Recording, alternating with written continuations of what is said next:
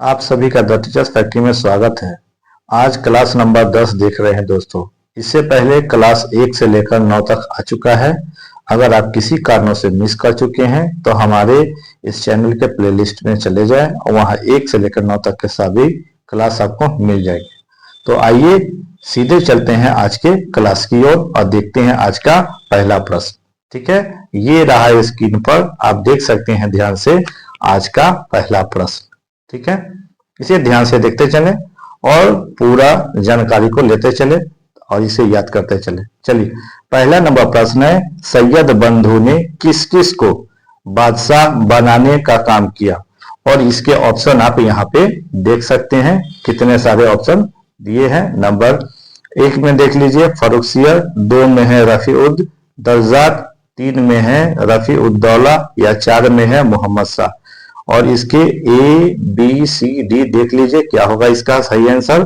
और सही आंसर हो जाएगा दोस्तों इसका ऑप्शन नंबर सी, यानी 1 2 3 4, यानी चारों को बनाया। ठीक है, चलिए अब अगले प्रश्न की ओर सीधे बढ़ते हैं दोस्तों। 83 नंबर प्रश्न में है, सैयद बंधुओं का पतन किसके समय में हुआ? ए फारुखसियर, बी रफी उद दर्जात, सी मोहम्मद शाह या डी शाह आलम द्वितीय। और इसका सही आंसर हो जाएगा दोस्तों ऑप्शन नंबर सी, यानी मोहम्मद शाह। प्रश्न है 84, किस मुगल बादशाह का मूल नाम रोशन अख्तर था? और इसमें आप ऑप्शन देख सकते हैं, ए में है मुहम्मद शाह यानी कि रंगीला, यानी मोहम्मद शाह नाम था। 2 में है शाह आलम द्वितीय, 3 में है बहादुर शाह द्वितीय और 4 में आप यानी डी में देख सकते हैं, इनमें से कोई नहीं। और इसका सही आंसर हो जाएगा दोस्तों, यानी इसका देख लीजिए ए होगा। ठीक है, ए में क्या है? मोहम्मद शाह यानी कि रंगीला बादशाह, यही इसका आंसर होगा। ठीक है, ध्यान से देखते चले ए। चलिए नेक्स्ट जो है यानी 85 नंबर, उसे भी देखते चले। 85 में है अवध यानी कि हैदराबाद, भरतपुर, रुहेलखंड एवं फर्रुखाबाद। ठीक है, किस मुगल शासक के समय में स्वतंत्र हुए? ठीक, और इसके ऑप्शन आप यहाँ पे देख सकते हैं, ए में है फर्रुखसियर, बी में है मोहम्मद शाह यानी रंगीला, सी अहमद शाह या डी शाह आलम द्वितीय। और इसका आंसर हो जाएगा option number B, Mohammad Shah Rangila. ठीक है, 86 नंबर प्रश्न में है, भारत पर आक्रमण करने वाले किस ईरानी शासक को ईरान का नेपोलियन कहा जाता है? ए मोहम्मद बिन कासिम, बी तैमूरलंग, सी नादिर शाह या डी अहमद शाह अब्दाली यानी दुर्रानी। और इसका आंसर हो जाएगा, यानी कि प्रश्न हम 86 देख रहे हैं और इसका सही आंसर हो जाएगा सी नादिर शाह। प्रश्न है 87, अहमद शाह अब्दाली के प्रथम आक्रमण के समय मुगल सम्राट कौन था? ए मोहम्मद शाह यानी रंगीला, बी अकबर द्वितीय, सी आलमगीर द्वितीय या डी शाह आलम द्वितीय। और इसका आंसर जो हो जाएगा यानी कि 87 का आंसर हो जाएगा दोस्तों ए मोहम्मद शाह यानी रंगीला। प्रश्न आगे देखते हैं, यानी 88 नंबर प्रश्न है, अहमद शाह अब्दाली ने भारत पर कुल 7 बार आक्रमण किए, जिनमें सर्वाधिक 3 बार आक्रमण किस मुगल शासक के समय में हुए? ए मोहम्मद शाह प्रथम, बी अहमद शाह, सी आलमगीर द्वितीय या डी आलम शाह द्वितीय। और इसका सही आंसर दोस्तों हो जाएगा इसमें से 88 का, यानी कि डी। डी में क्या है? शाह आलम द्वितीय। चलते हैं और अगले प्रश्न की ओर हम लोग बढ़ते हैं, जो कि है 89 नंबर में। 89 में ध्यान से देखें दोस्तों। अगर अभी तक आपने हमारे इस सेशन को लाइक नहीं किए हैं तो एक लाइक अवश्य कर दें। ठीक है, तो देखिए ये जो है आपका 89 नंबर प्रश्न में है, किस मुगल शासक का वास्तविक नाम अली गौहर था? ए बहादुर शाह प्रथम, बी मोहम्मद शाह प्रथम, सी बहादुर शाह द्वितीय या डी शाह आलम द्वितीय। यानी कि 89 में हो जाएगा इसका आंसर डी शाह आलम द्वितीय। 90 में है, कौन सा मुगल बादशाह विषम परिस्थितियों के कारण, ठीक है, 12 वर्ष दिल्ली से दूर निर्वासित के रूप में जीवन बिताया और फिर मराठों की सहायता से दिल्ली की राजगद्दी पर पुनः स्थापित हुआ। ए मोहम्मद शाह प्रथम, बी बाज अहमद शाह प्रथम, सी आलमगीर द्वितीय या डी शाह आलम द्वितीय। और इसका सही आंसर हो जाएगा ऑप्शन नंबर डी यानी शाह आलम द्वितीय। प्रश्न आगे देख लीजिए दोस्तों 91। कौन मुगल बादशाह एक बड़ा शायर भी था, ठीक है, जिसके द्वारा अपने आखिरी समय में कहा गया यह शेर विख्यात है, कितना है बदनसीब जफर के दफन के लिए 2 गज जमीन भी न मिली कुएं यार में। ठीक है, ये काफी मशहूर है। और इसका जो है ऑप्शन ए बहादुर शाह प्रथम, बी में आप देख रहे हैं मोहम्मद शाह प्रथम, और सी में है अहमद शाह प्रथम, और डी में है बहादुर शाह द्वितीय। इस सभी ऑप्शनों को ध्यान से देख ले दोस्तों। और इसका आंसर 91 में जो होगा, इसको पहले हम ठीक कर दें, हाँ ये ठीक है। और इसका सही आंसर देख ले आप ध्यान से, ऑप्शन हो जाएगा इसका डी यानी कि बहादुर शाह द्वितीय। प्रश्न है 92। अंग्रेजों का पेंशनर बनने वाला प्रथम मुगल बादशाह था। ए शाह आलम द्वितीय, बी अकबर द्वितीय, सी आलमगीर द्वितीय या डी इनमें से कोई नहीं। और इसका सही आंसर हो जाएगा ऑप्शन नंबर ए यानी कि शाह आलम द्वितीय। 93 को ध्यान से देखें दोस्तों। और 93 में क्या है, सूची दिया हुआ है, इसको पहले आप ध्यान से देख लीजिए दोनों तरफ, ठीक है। और इसमें जो है 93 में जो दिया हुआ है सुमेलित करना है, इसे ध्यान से देख लीजिए। चलिए, और इसका जो आंसर हो जाएगा ए हो जाएगा, यानी 1 2 3 4 आप सीधे अगर देख सकते हैं, यानी बंगाल 1713 मुर्शीद कुली जाफर खां, फर्रुखाबाद यानी मोहम्मद खां, वंगश कर्नाटक में आप देख लेते हैं शहादत उल्ला खां, या अवध में देखें तो मीर मोहम्मद अमीर शहादत खां बुरहान मुल्क। ठीक है, चलिए अगला जो प्रश्न है उसे देखते हैं, यानी कि 94 नंबर प्रश्न को ध्यान से। 94 में चलते हैं हम लोग। चलिए, ये आपके स्क्रीन पर आ गया 94 नंबर प्रश्न, इसे ध्यान से देखिए। यह भी एक सूची वाला है, इसे ध्यान से पहले देख ले सूची में इसे क्या मिलाना है, ठीक है। और इसका आंसर जो हो जाएगा ध्यान से पहले देख लीजिए आप, ठीक है। 94 का जो होगा इसका आंसर ए होगा। 1 2 3 4 सेम इसी तरह से है। हैदराबाद मीर कमरुद्दीन चिनकिलिच खां निजामुल मुल्क, और रोहेलखंड का हो जाएगा अली मोहम्मद खां।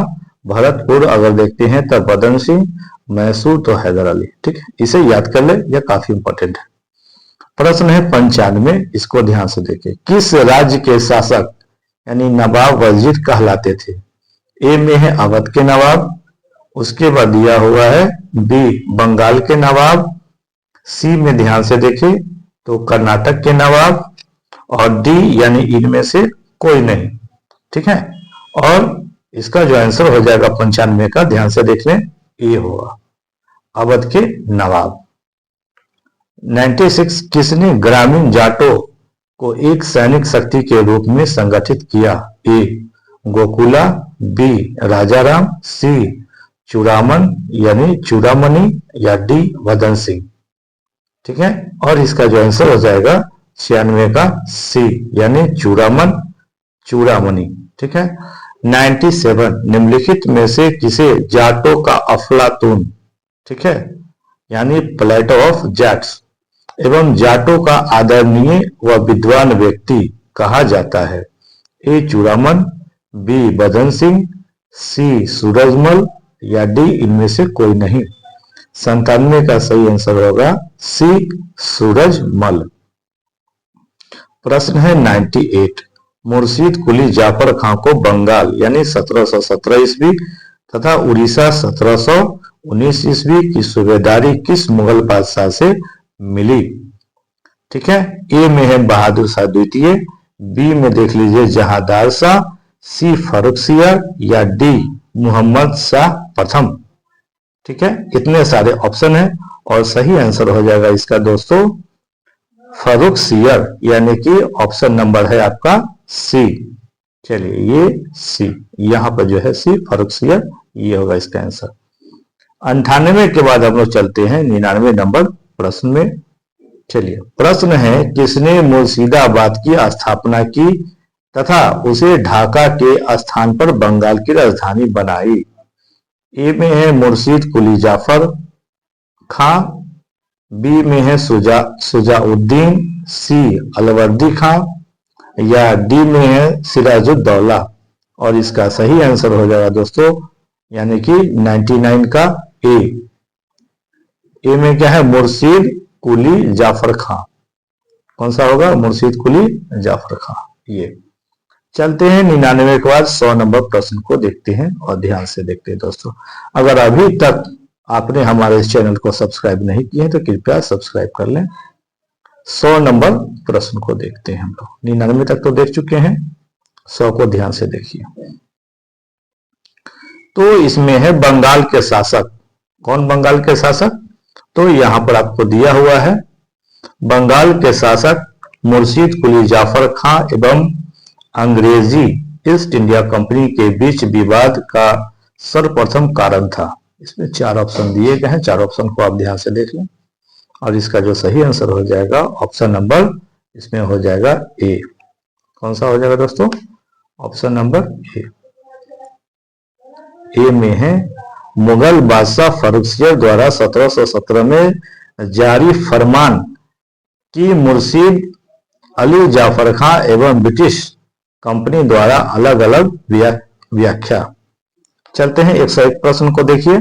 किस मुगल बादशाह ने 1733 ईस्वी में बिहार की सूबेदारी बंगाल के नवाब सुजाउद्दीन को प्रदान की? ए बहादुर शाह प्रथम, बी फर्रुखसियर, सी मोहम्मद शाह रंगीला, या डी अहमद शाह प्रथम। और इसका जो सही आंसर हो जाएगा ऑप्शन नंबर सी होगा, यानी मोहम्मद शाह रंगीला। प्रश्न है, बंगाल के किस नवाब ने यूरोपीय लोगों की तुलना मधुमक्खी के छत्ते की, ध्यान से देख लीजिए, से की, जिसे यदि न छेड़ा जाए तो शहद देगी, पर यदि छत्ते के साथ छेड़छाड़ की गई तो मधुमक्खियां काट काट कर प्राण ले सकती थी। ठीक है, ये इसके साथ तुलना की गई। और किसने की थी? आप ध्यान से देख लीजिए, ऑप्शन दिया हुआ है, ए में अलीवर्दी खां, बी में दिया हुआ है सिराजुद्दौला, सी में दिया हुआ है मीर जाफर, और डी में दिया हुआ है मीर कासिम। और ये प्रश्न है 102, और इसका आंसर हो जाएगा ए, यानी सुजाउद्दीन। सॉरी, ए 103 में हम कर दिए ना, नहीं ये गलत हो जाएगा ना। ऑप्शन नंबर ए में है, अच्छा इसको पहले ठीक कर दो। चलिए, और इसका सही आंसर हो जाएगा दोस्तों ऑप्शन नंबर ए, यानी कि अलीवर्दी खां। चलिए, तो इस तरह से ये टीचिंग का थोड़ा मेरा ये आज पहला अनुभव है, तो थोड़ा सा इसको ध्यान रखें आप भी, और थोड़ा सा एडजस्ट कर लें, आगे से ठीक रहेगा दोस्तों। ठीक है, एक लाइक अवश्य कर दें। अगर अभी तक आपने हमारे इस चैनल को सब्सक्राइब नहीं किए हैं तो कृपया सब्सक्राइब अवश्य कर लें। 103, यानी अंग्रेजों द्वारा कलकत्ता तथा फ्रांसीसियों द्वारा चंद्रनगर की किलेबंदी सुदृढ़ करने का विरोध करते बंगाल के किस नवाब ने कहा, तुम व्यापारी हो, तुम्हें किले का क्या करना है, मेरे संरक्षण में रहते हुए तुम्हें शत्रुओं का कोई भय नहीं? ए सुजाउद्दीन, बी सरफराज खान, सी अलवर्दी खां, या डी सिराजुद्दौला।